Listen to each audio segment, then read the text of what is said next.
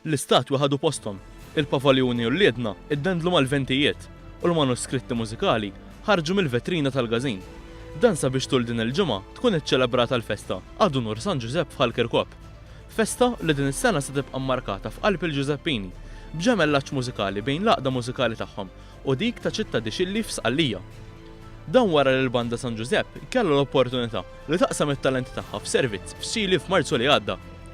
One News tkellem ma' Simon Attard, President tal-aqda mużikali San Giuseppe f'Halkirkop, li ddeskrivi dan l-iskambju bħala esperjenza indimentikabli. Esperjenza pożittiva ħafna.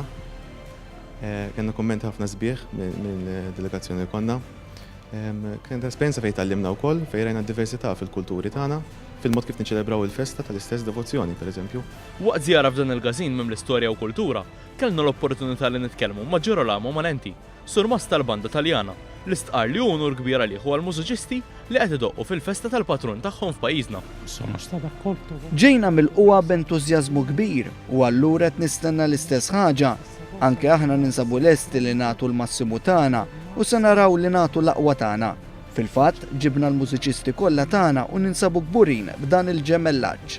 Iż-żewġ banet se jingħaqdu flimkien biex idoqqu f'żewġ programmi mużikali s-sibt u l-ħadd li ġej fejn tintlaħaq il-qofol tal-festa tal-Giuseppini Koppin.